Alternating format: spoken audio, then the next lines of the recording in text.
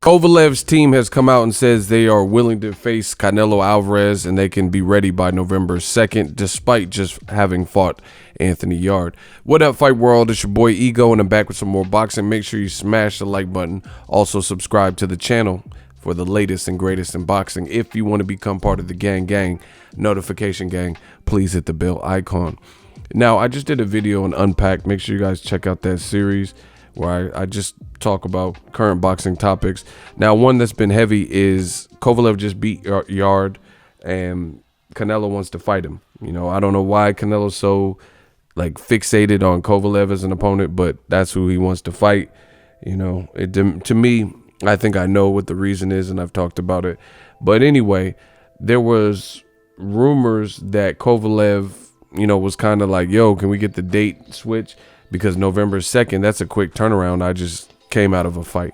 But Egis Klimas, Kovalev's manager, who was obviously at the Kovalev-Yarde fight, he's come out and he's now said that Kovalev can be ready November 2nd. You know, they're saying it's a career high payday for Kovalev, and they put that on wax. They also, Kovalev's team came out and said they would be open to the possible conversation of fighting Canelo at a catchweight, you know, a catchweight. So I want to talk about these particular topics. I still think Kovalev and his team, I don't know how much money was offered off the top of my head, you know, because the negotiations haven't been like pushed through or whatever. But I still think Kovalev's team should utilize Kovalev's accomplishments, his accolades, him coming off of a strong performance, and realize their position of power. Canelo, yes, he's a big name. He's moving up, so Kovalev could be confident for that reason. But I really feel like they're giving up too much trying to get a massive Canelo fight as if, you know, they have no leverage. To me, why are we talking about Kovalev fighting Canelo at a catchweight? Why would you even recommend that? Because so far, Golden Boy, I don't think has even said anything about a catchweight. So I don't even see why his team would be referencing a possible catchweight. I really don't want to see the fight if it's at a catchweight. Second of all, Kovalev is a champion at light heavyweight. So depending on whatever the catchweight is, I don't even know if it can be at a catchweight below 175. You know, I mean, if it is his title going to be eligible? Can you defend the light heavyweight title at, you know, 169.5 or something crazy? You know, so I'm not really too much interested in that.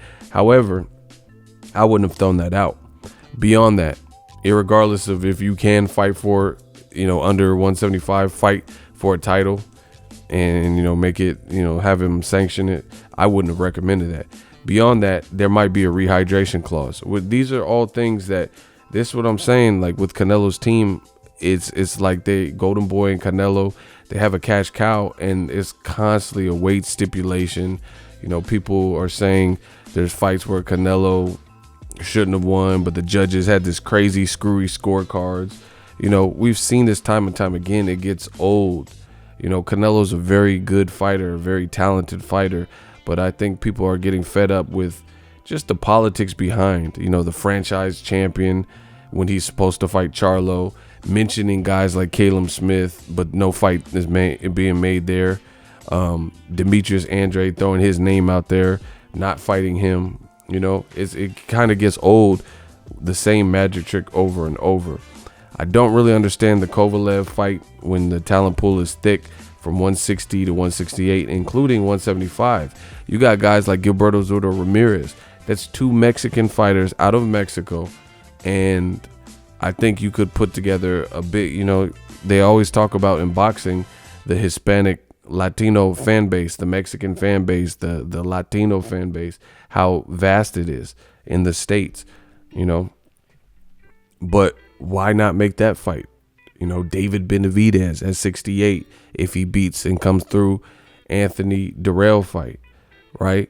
Zurdo Ramirez, Caleb Smith, that could be a decent fight in the UK, like a decent sized fight. Billy Joe Saunders in the UK. There's money in all these fights.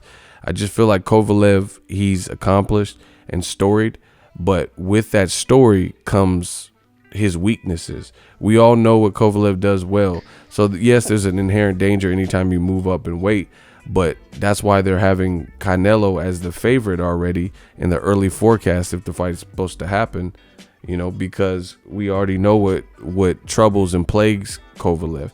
Plus he's 36, 37 years old. He has some mileage on him, you know. So I really don't think this should happen at a catchweight if it does happen.